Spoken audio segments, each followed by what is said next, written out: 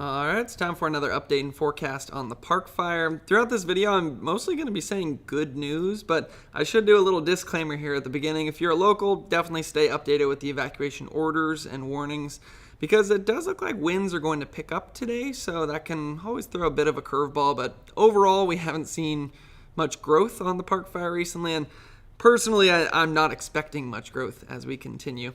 But maybe the best place to start, as always, is just kind of getting our bearings on where this fire is, just in case anyone's not too familiar. I'll kind of zoom out first so people can see that it's up here in Northern California.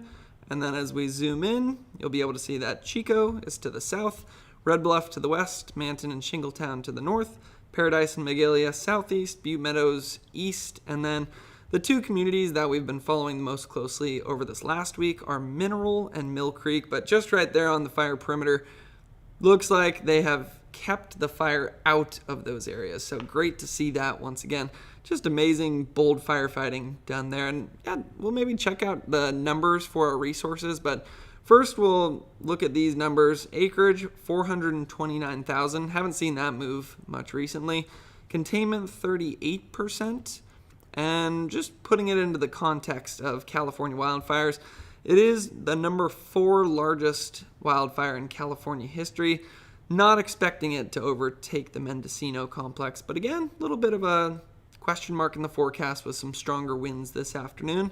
And then I'm not sure if that number is accurate for structures. Yeah, it looks like CAL FIRE is saying 49 structures damaged, 637 structures destroyed. Haven't seen that come up much recently. I think a lot of the structures that were destroyed on this fire were actually pretty early on in the fire when it moved through Cohasset, but just amazing work done on this northern side to not have the fire go through areas like Mineral and Mill Creek. And big part of the reason for that is the amazing firefighting that they did on this fire. Over 5,000 personnel still on it, 25 helicopters, over 400 engines, still over 100 dozers. So although we haven't seen much growth on the fire recently, and we're not seeing much smoke coming off of it at the moment, there is definitely still some work to be done. But whenever you're looking at watch duty or listening to one of the CAL FIRE briefings and you hear the word mop up, that's usually a really good sign. And if you want the definition, they kind of put it right here. So it says, turn a mountain through. So I'll actually read this whole thing. It's kind of interesting. So it says, today on the park fire, so this is yesterday, firefighters held the fire south and east of Turner Mountain through use of aircraft, direct line construction, and mop-up. Mop-up is a phase of fire suppression that involves removing or extinguishing all burning or smoldering material along containment lines. So that's where they're going in, they see a smoldering area, maybe they throw some dirt on it, maybe they put some water on it, kind of removing one of the sides of the fire triangle. You need heat, oxygen, or fuel in order for combustion to occur. So what they'll do in this situation is maybe remove heat by pouring water on it, or remove oxygen by covering it with dirt, or they scrape out the fuels around it, so then you're removing fuel. And that's what kind of the fire triangle means, is you remove one of those sides of the fire triangle and combustion can't occur. For example, when you put the lid on a candle, you're eliminating the oxygen side of the fire triangle. So yeah, mop up, always a good sign. It means they're not seeing a lot of very active behavior, and it's kind of how it was this whole weekend. I mean, if we look at the progression map, the purple and blue, that's going to be the first week of the fire when it went from Chico to Manton in just a few days, about 40 miles up towards the north with those strong southerly winds that we had. And then around this time last week, remember we had all that activity through Mill Creek drainage, and it was making quite a run towards Mineral and Mill Creek. But notice on this map you're not seeing a lot of orange or red, if any, maybe just in the interior portions here. And that's because we haven't seen a lot of growth recently. Cool thing that we could do is actually go over here to Google Earth. We'll just zoom in on this northeastern section, because if there has been any growth recently, it would be in this northeastern section. And I believe the last perimeter map we looked at was from August 10th. So let's just compare the one from August 10th to the one that we have this morning, August 12th. And keep an eye on the perimeter. Notice no change around the perimeter, which is exactly what we want to see. The most recent change that we did have was on August 10th. You see that little bit that started to burn up towards Turner Mountain, but amazing work done right there, especially considering the fact that they were dealing with all these fuels that hadn't burnt out in decades, and this fire was trying to make a run uphill. Fire likes to go uphill. Did see a little growth between, it looks like, the 9th and the 10th, but then since then, looking at the 12th, not really seeing any growth whatsoever. So looks like the one area where we were predicting more growth on this fire ended up seeing very little. And again, that's a testament to all those resources that we have out there and all the personnel who've been working so hard on it. Now, another thing we can do is actually look at where some of the recent heat has been on this fire. There's been times where we look at this map and it's just covered in red stars, and we've seen growth for 10 to 15 miles in one day. This is the best this map has looked since the fire began. There are still a couple of red stars here up in the very northeastern part, but that's just going to be those interior areas where you might have had some unburnt, like an unburned island within the perimeter before, and then maybe you get a few torching trees, but that's about as good as we could possibly hope for this map to look at this moment. And just to really think about, we'll go perimeters only, and then we'll turn on structures. The amazing work that they did to keep this out of mineral. Here's mineral, and then also Mill Creek. That's Mill Creek right there. What they did, we'll look at the Mill Creek as our example, is they burnt out the fuels around Mill Creek before the fire got there, so that by the time the fire did get there, there was no fuel to burn. And then although the fire continued to go towards the north, it didn't go through that community. And that was a bold move, but it looked like it paid off for them. So that's good to see. And then looking at the satellite imagery, does look like we have a fire up here in northwestern California. I haven't really followed that one much because I was pretty busy this weekend, but maybe something I'll keep an eye on as we see some smoke. Not seeing very much smoke over the park fire. Looks like it did settle down into Mill Creek drainage overnight. That smoke starting to burn off. Should be pretty clear skies out there though, just because we haven't had much smoke production over the last few days. Looks like there is still some smoldering. So again, that's where they're gonna get some crews in there, maybe try to put that out by removing one of the sides of the fire triangle, but that's again about as good as we have seen it since this fire began over 3 weeks ago. I think I've been following this. Big part of the reason for that, we had a good moisture recovery overnight. And what that means is we had more moisture move into the area. For example, we look at Mill Creek, max relative humidity went up to 76%. So some of that moisture finds its way into the finer fuels, and then that helps to reduce fire activity. I also notice max temp 63, it cooled off pretty well overnight, and then max winds 3 miles per hour. And winds, definitely something we're going to look at in the forecast here, but overall I want to show the trend that we're seeing right now. So this is temperatures. We've been since August 7th, that's August 8th, August 9th. Since August 7th, it looks like we've had a steady cooling trend, and this is one of the warmer stations. So it looks like we're still up in the low 90s. This is the Lassen Lodge station. I believe it was south of Mineral. Still hot out there yesterday, but look how much cooler we're starting off today than yesterday. So not expecting our temperatures to go up as high today, just continuing that cooling trend. We've also seen an increase in moisture. That's August 6th to 8th. It remained dry for about 3 straight days there with very poor humidity recoveries overnight. And then over the weekend, we started to see a lot more moisture move in. You notice that bigger variation between nights, which is up here, and then mornings. And it looks like we're just continuing to see more moisture in the air, or a larger percentage. And a big part of the reason for that is we're cooling down.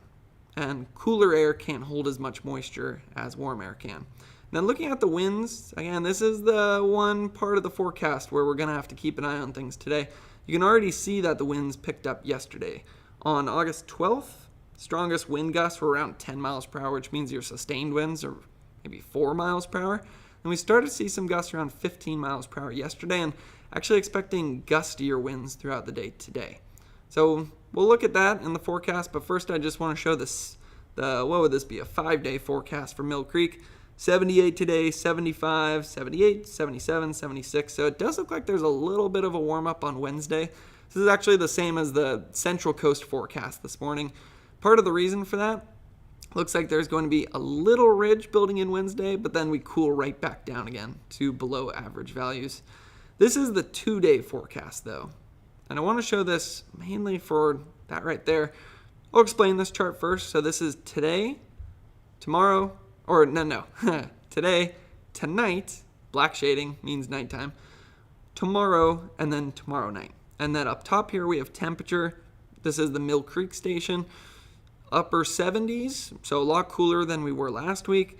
Relative humidity just dropping down into maybe the 20s to, this actually shows low 30s in this location. Drier in some parts of the fire, but that's a lot more moisture than we had last week with a great recovery overnight. You see how much that moisture goes up overnight tonight, so that's really going to help firefighters go in there, do some of that mop up that we were talking about earlier. Just reduce fire activity in general because that moisture finds its way into the fuels. That's the question mark though. So that's this afternoon. You see, anytime you see gusts on this National Weather Service chart means most likely going to see a pretty big increase in winds as you get into the afternoon. This one's just saying 18 to 20 mile per hour winds. Windy, this is a good website for looking at winds. We have Mineral right here, Lake Almanor right there. As we click into the afternoon, Windy's actually calling for some 25 to even 30 mile per hour winds coming from the south. The concern there would be, if we zoom out and look at where there has been some heat recently, it would be some of those smoldering areas where we may still have some kind of heat, some fire. The concern would be that you get some strong southerly winds around 25 to 30 miles per hour that are able to take a burning ember, drop it into these dry fuels right here, and then it's able to take off towards the north. Because if we look at fire history, this website's going a little bit slow today. If we look at fire history, I'm not too concerned about it, honestly, escaping the perimeter that much, but even if it did escape to the northeast, we have the Dixie fire right there.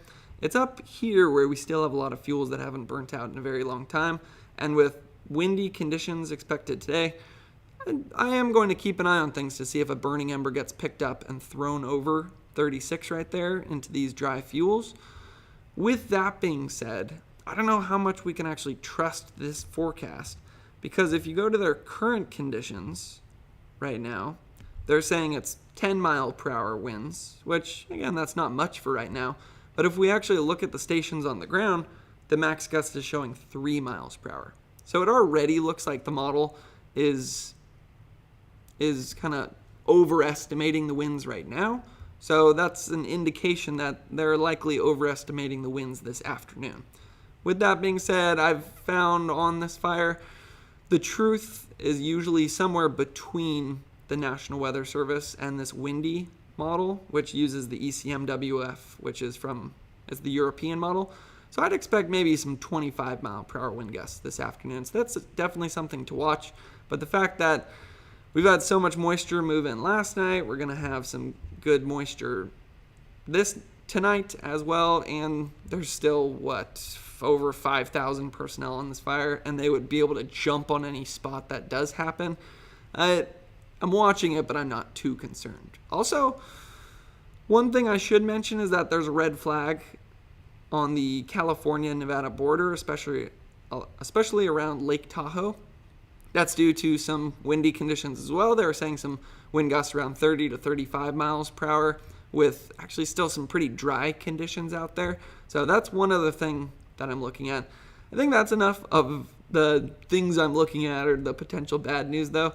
Now I just want to look at the overall trend of what's happening, and this will actually also explain why it's getting windier as well. When we had the big high over us, see these lines right here? Those are isobars, lines of constant pressure. See how far apart those are now over Texas, which is where the high that was over California has now moved.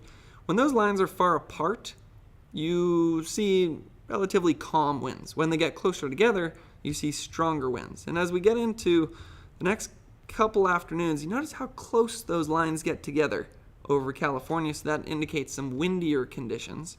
That's bad for wildfire because it provides more oxygen to the fire. It can pick up burning embers. It leads to just faster spread overall. What's good, though, is this overall pattern that's shifting into California. See this big trough that's going to be sitting over the entire west for much of this week, and even it looks like right now through the start of next week. A lot of the models right now are already agreeing with each other that it's going to be a cool pattern over the west.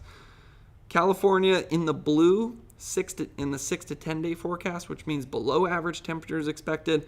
Even in the 8 to 14 day forecast, much of California expecting below average temperatures.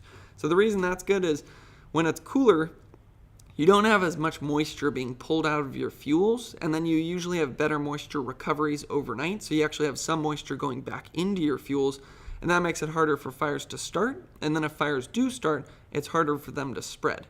And that's when you're thinking about moisture. The disclaimer there is as those isobars get close together, it does lead to some stronger winds, and then that can lead to faster fire spread. So kind of if you have one coin, there's two sides of it, and we're just going to have to see which side is stronger in terms of fire danger. So overall, anytime you see a red flag in California, that means keep an eye on fire danger, but I love to see California in the blue as we move forward, and potentially throughout much of August, which is a very favorable pattern, considering this is usually the month where we see the largest wildfires. Now, finally, just summarizing, I think everything that we've talked about, we'll just read this 24-hour forecast. Weather forecast is trending towards slightly cooler temperatures and higher relative humidity. So temperature, humidity, moving in the direction that we like. However, winds are forecast to be fairly strong and gusty, so moving in the direction we don't like. Overall, conditions will be favorable for continued control of the fire, but spotting potential will continue. What that means is we haven't seen much growth recently. We're hoping that there's not any growth in the future, but we're going to keep an eye on it. So, been following the park fire for quite some time. If there's any big change, I'll definitely let you guys know, but no news is going to be good news from me. And thoughts and prayers go out to everybody who has been affected by the park fire and all the wildfires in California. Maybe just take this as a good example of why it's important to, prepare. Fire season's certainly not over, even though we are going to be cooling off. So if you haven't created defensible space around your property, now would definitely be the time to do it. I mean, we've seen the impact that it's had even on this fire, where the houses that did that had a much greater likelihood of survival when a fire comes through. So yeah, I think that's maybe a good note to end on. And yeah, hopefully these videos have been helpful, and thanks for watching.